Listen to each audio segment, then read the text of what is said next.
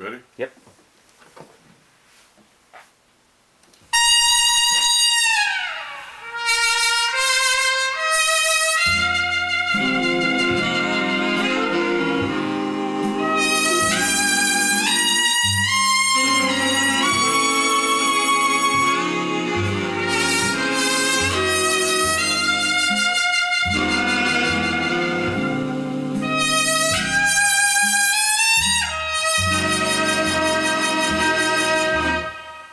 I'm traveling light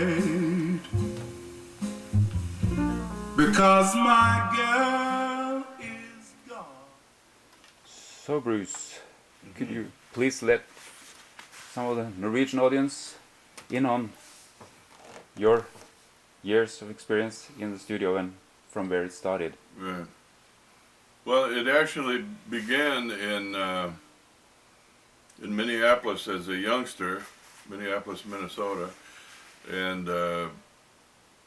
my dad, when I was 10 years old, gave me a disc recording machine for my birthday, and it was a big piece of equipment, huge thing, and it made lacquer discs, and it had a microphone, and I could record, move that thing around. It was more fun than I could have ever imagined, and I absolutely loved it. 10 minutes with that machine, recording different things, and I knew what I wanted to do for the rest of my life. So that was a start. 10 years old, and from there I went through high school recording choirs and bands and so on, and developed my interest in music recording.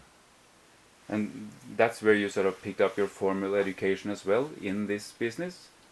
Well, my formal education in the business is based really in the electrical engineering field, because, of course, I graduated from high school in Minneapolis in 1951, and there were no classes or courses offered anywhere in music recording. It was, at that point in time, an unknown field, and there weren't that many of us interested in it. So I figured the best way to gain real formal education was to continue after high school. I went to the University of Minnesota and studied electrical engineering with a minor in music. I did study piano and so on. I've always felt that a good education in music is very, very important in music recording. Okay, and this eventually led you on to Chicago, where you started your professional career in music recording. Yeah. Actually, what happened was in Minneapolis, B and I got married in 1953, and about a year or two later, we built our own recording studio in Minneapolis. We took an old movie theater and converted that into a really wonderful recording studio. And as a matter of fact, it's still a recording studio. It's on Nicollet Avenue in Minneapolis, and still doing very, very well as a recording studio. But from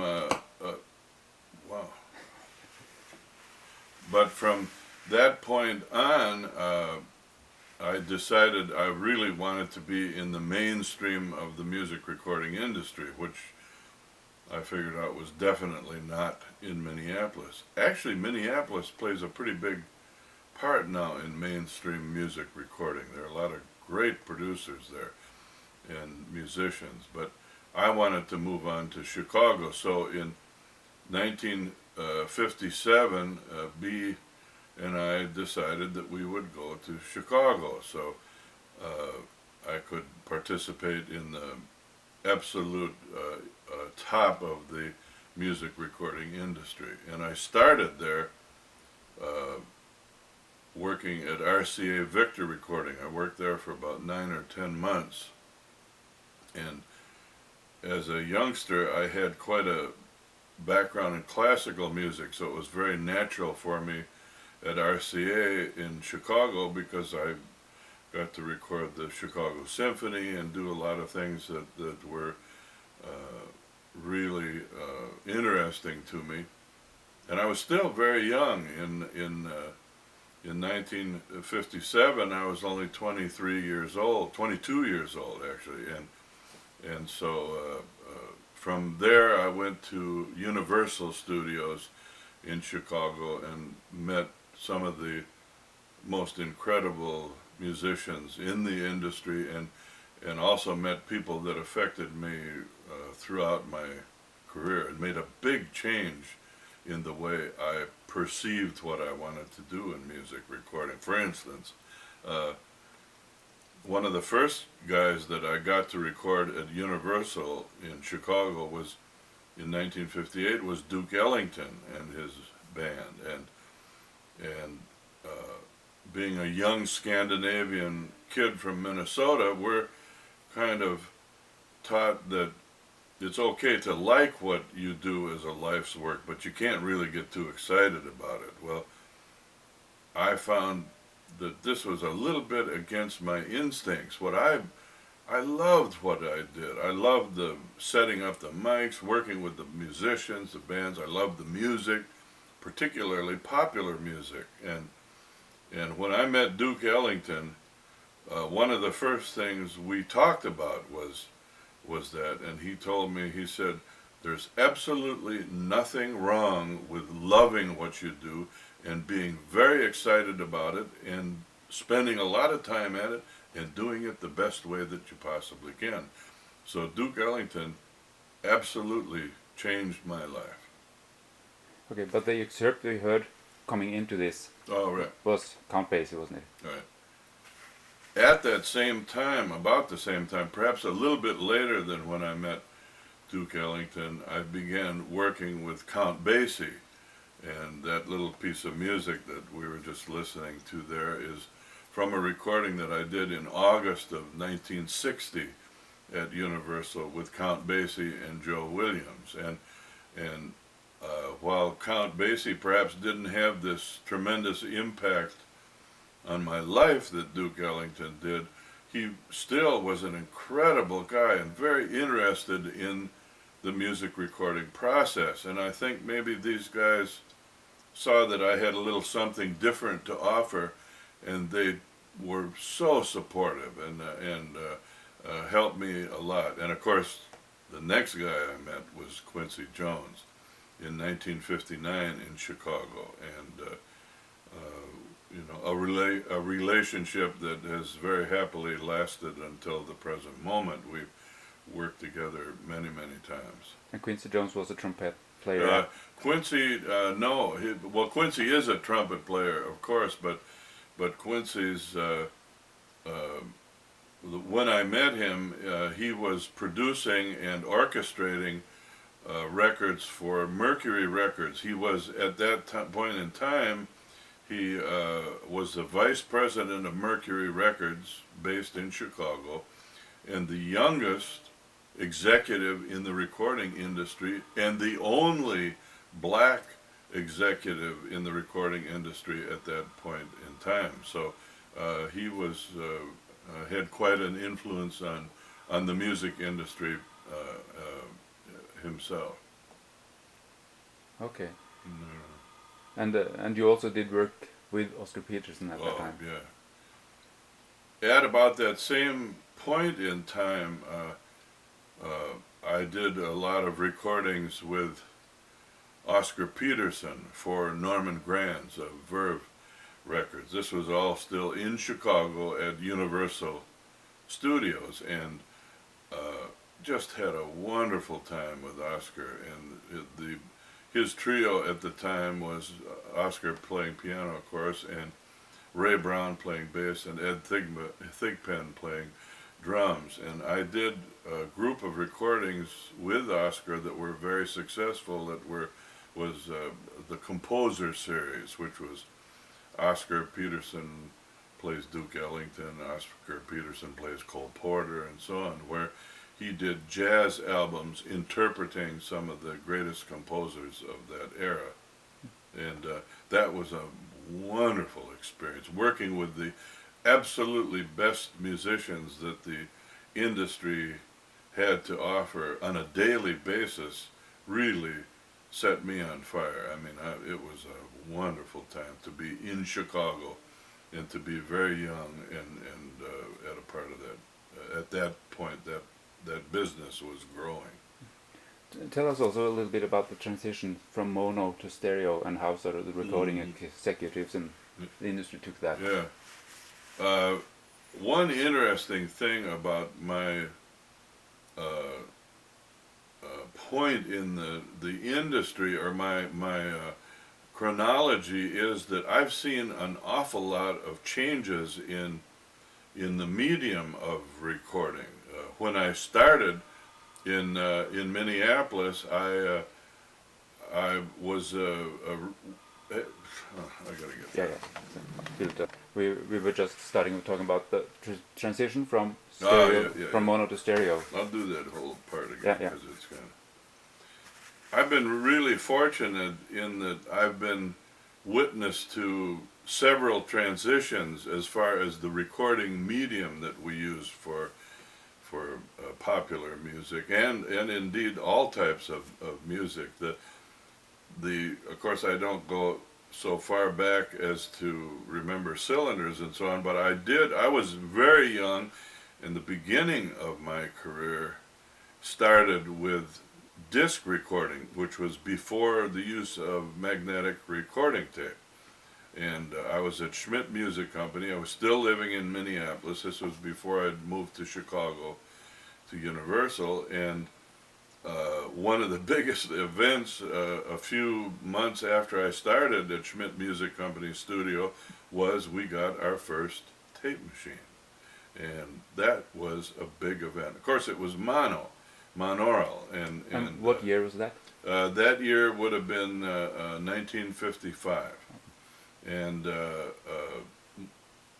stereo was, a gleam in all of our eyes, but there was no release format that, well, there was one, and it was not very good, but it was reel-to-reel tape, and it used a pretty funny system for releasing stereo recordings, and so it was not successful. So when I got to Chicago, we were still recording all of the pop music and so on monaural single channel tape. And the thing that was kind of interesting to me at this point in time is that the goal of music recording was to present the listener or the record buyer or the record listener with an unaltered acoustic event.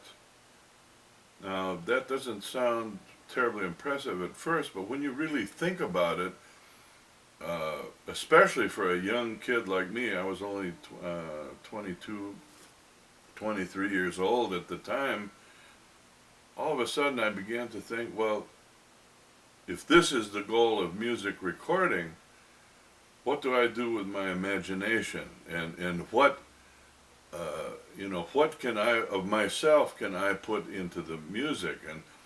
And after a while, after, a few years, like in the early 50s, I got to thinking, wow, all I'm doing here is taking dictation.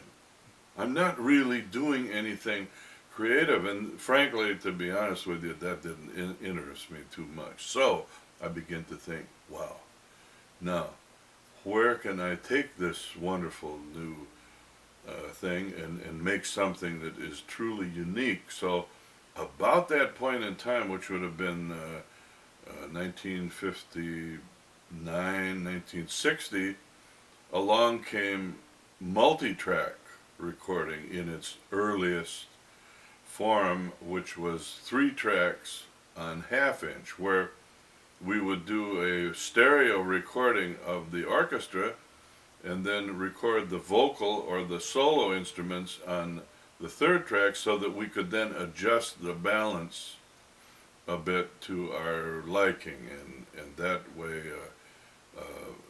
improve the listeners. There's also was something else going on at the same time. If you go back and listen to recordings from the 30s and the 40s, you'll notice that they're very indistinct, and they're not very clear. The reason for that is that recording studios at that time were made to have a fairly live characteristic, particularly in the lower frequencies. Not much thought was given to the separation of the instruments, and so the clarity of the instruments wasn't very good. And as we began to think about recording multi-channels, we began to think, aha, here's a chance to maybe put a few instruments on one track and change the balance, or to improve the sound. But what was really happening that got me excited was, here's a real opportunity to improve the clarity of the recordings. So there was an evolution going on in the 60s where the acoustic characteristic of the recording studios began to be sharply deadened, and also another thing happened, and I was so lucky. I was the luckiest guy in the industry, in that in Chicago, my mentor, or the guy that really brought me to Universal in Chicago, his name was Bill Putnam, was also a very forward-thinking guy, and his whole idea is to be able to use reverberation for artistic effect, to deaden the studio, to thereby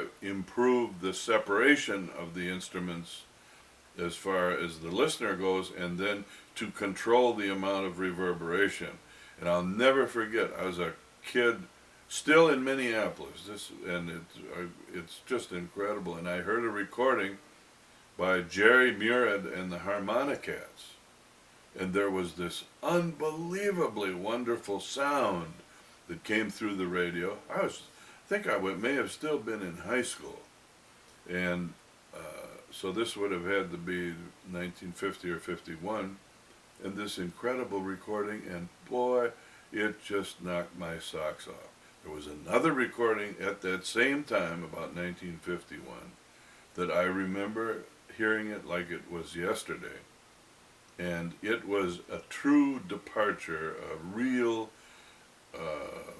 what would you say, an event, a milestone in music recording, and it was How High the Moon by Les Paul and Mary Ford, where if you listen to that recording today, you'll discover there's only one natural instrument, and that's Mary Ford's voice.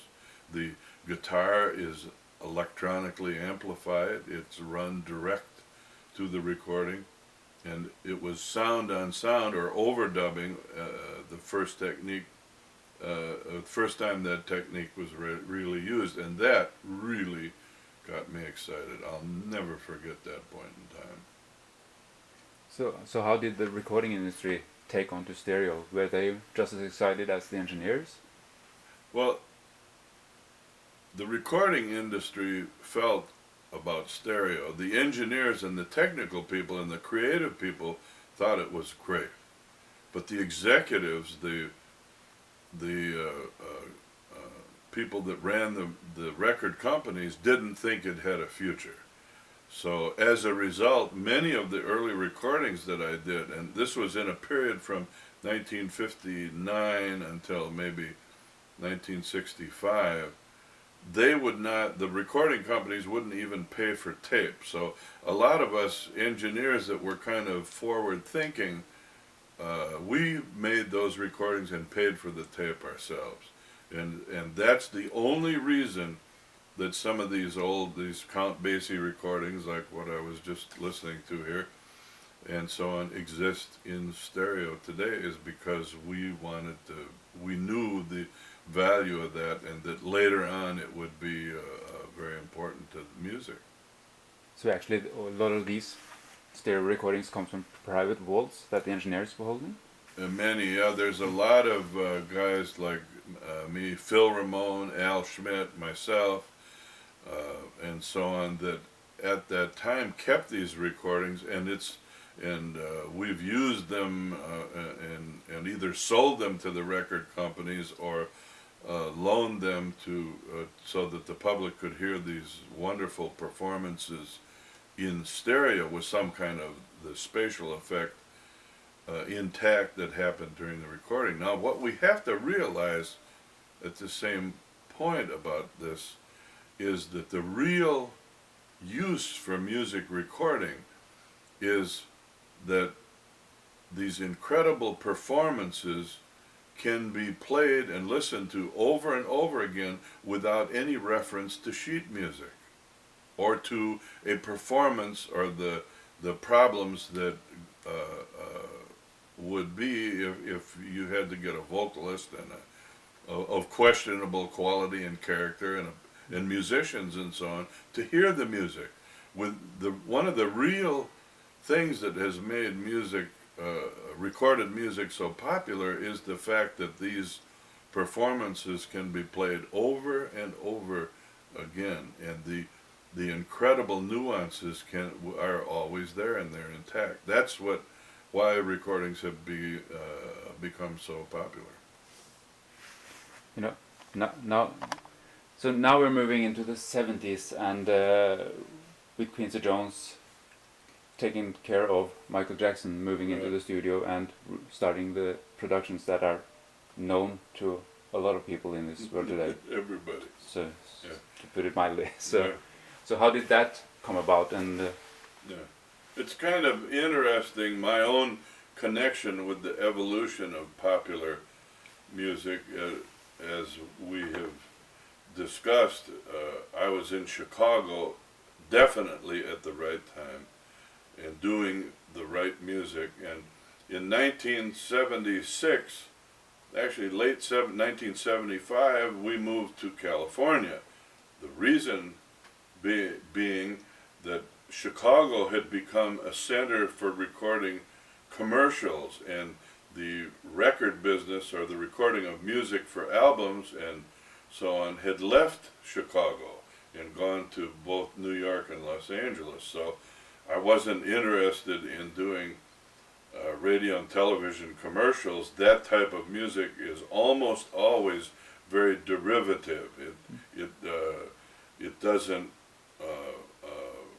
do any pioneering work as far as making music statements do. So I had to follow my heart, and I talked to Quincy Jones, and of course, you know, we always have talked, and he said, well, you'd better come to California. So in late 75, we moved to Los Angeles, and in 1977, Quincy called me one day and said, how would you like to go to New York to work on a major motion picture? It's going to be a big deal. Well, the movie was The Wiz, the movie, which is, of course, the story of the Wizard of Oz, and it's done with R&B music, and it was an incredible undertaking.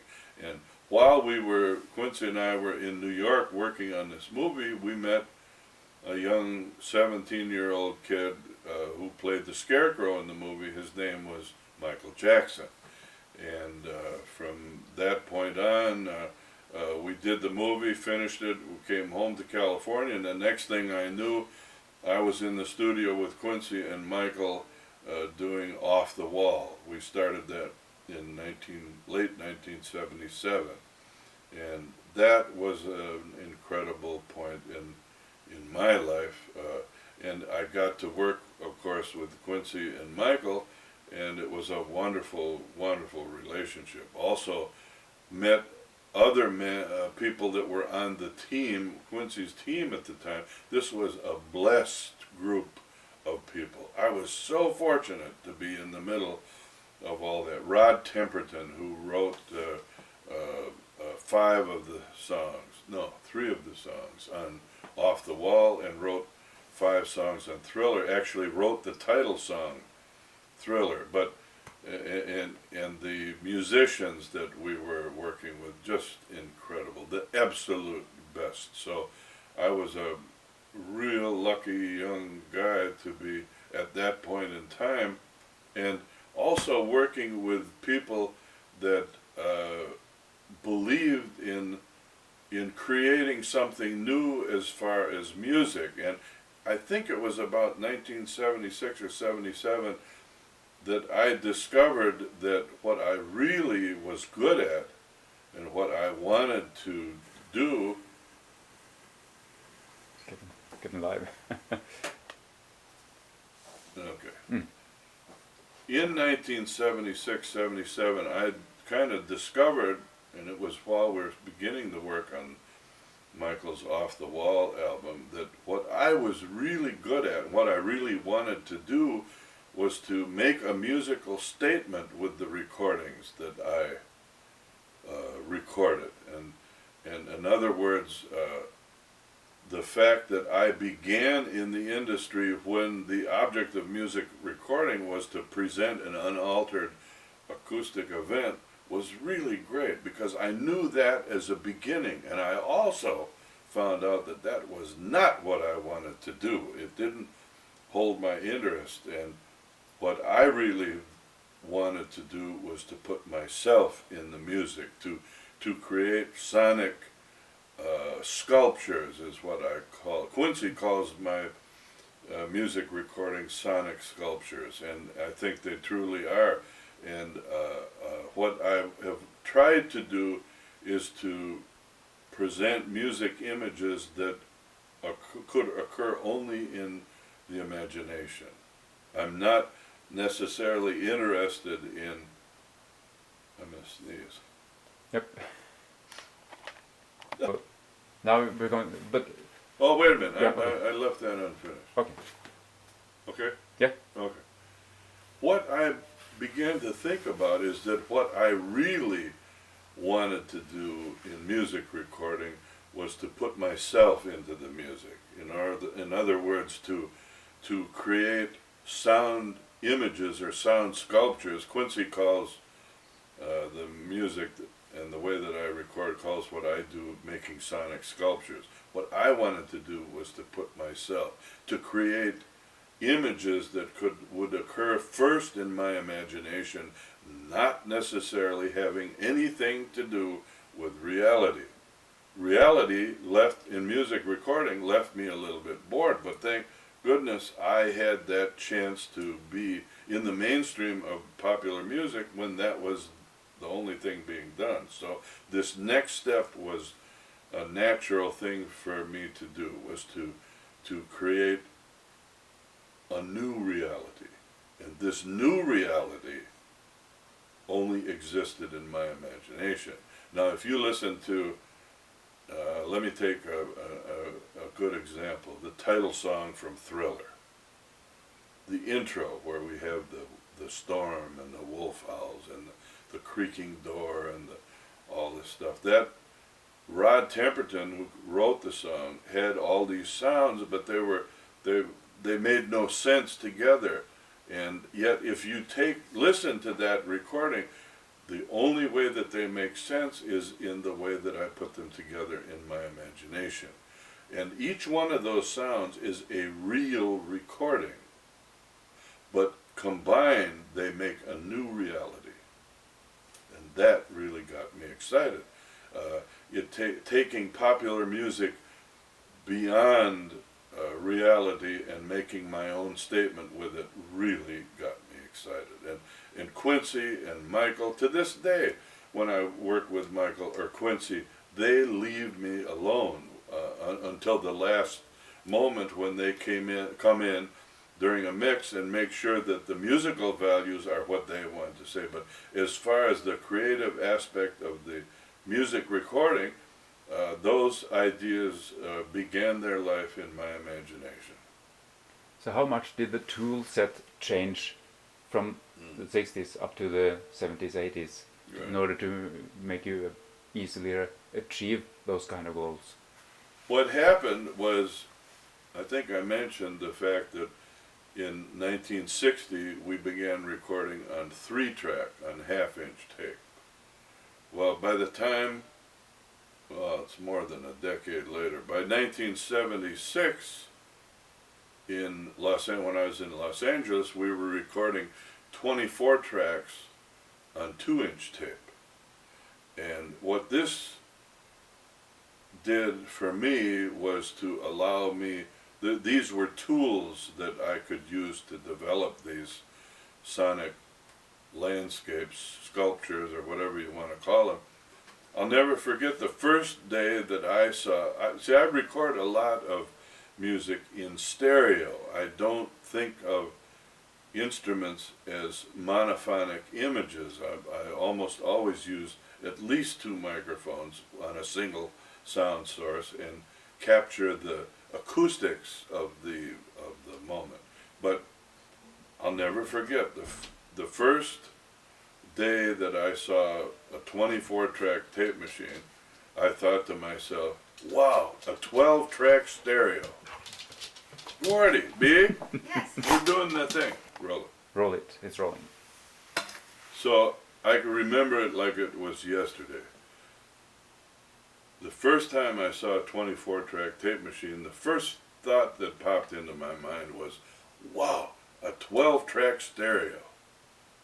Because to me, that point in time just opened up so much for me as far as being able to preserve acoustics and so on, and add the natural acoustics to the sound of what I was doing. And then by the time we got to doing the album Thriller, another part of the technology, the tools that I remember having a big impact on what I could do was to be able to run 2 24-track tape machines together to have 48 tracks of recording capability, and indeed it actually amounts to much more than that, but that gets a little complicated.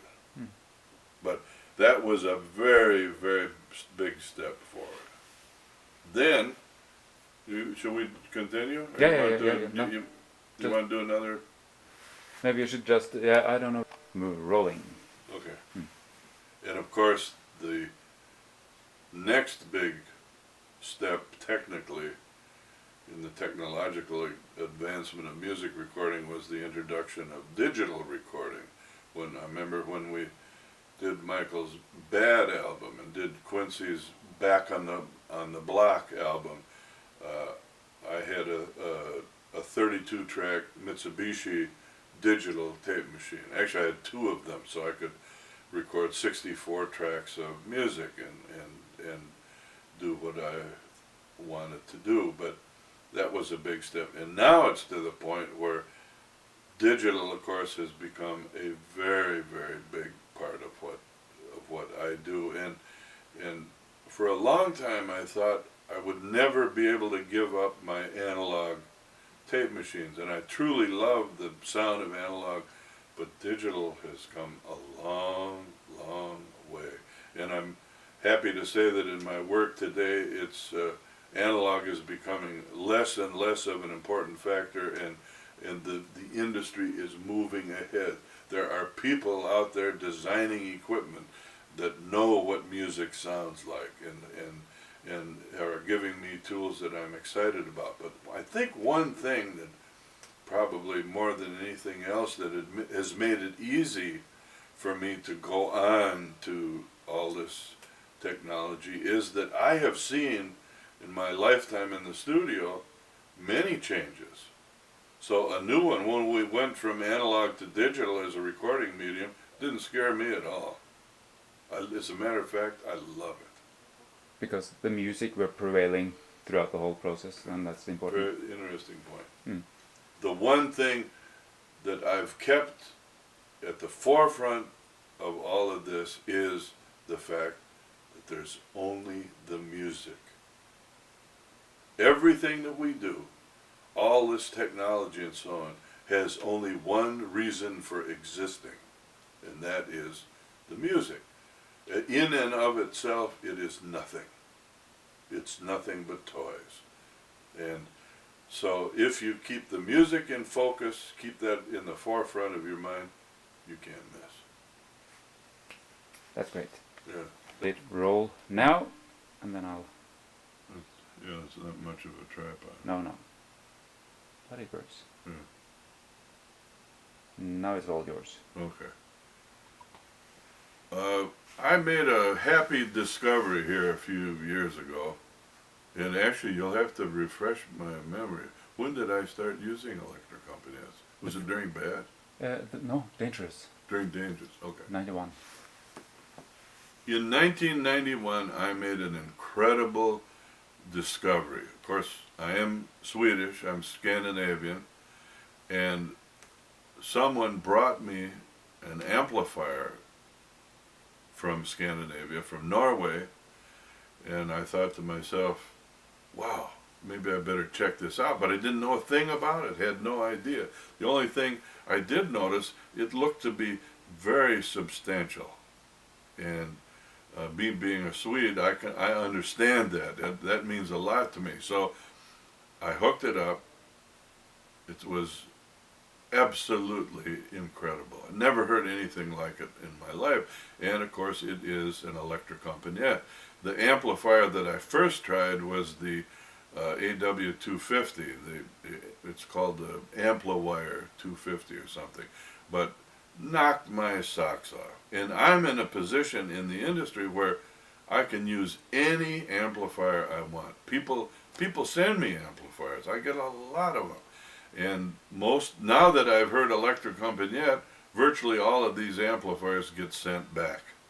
And I have 4 mono blocks that I use for my main music mixing system, which is the Westlake BBS-M8s. These are powered, each speaker is powered by 2 electric compagnie mono blocks. And then I'm such a fanatic and so enthused about electric compagnie, even my little speakers, my Oratones, are powered by a smaller electric compagnie 120 watt. I can't remember the model number, but it's a fantastic amplifier. And of course the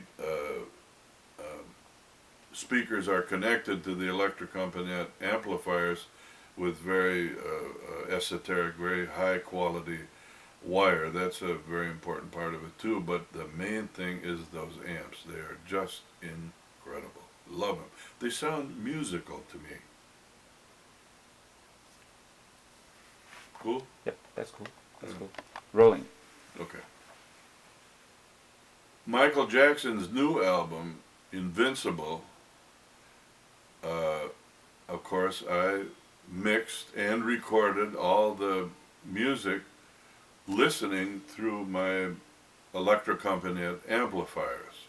Not only on the big speakers, the Westlake BBS-M8s, but on the small speakers as well. All the music on this album was mixed listening through electric compagnie amplifiers. And Michael is very fussy. Michael loves the little Oratone speakers and has commented to me many times about how wonderful they sound with the electric compagnie amplifier.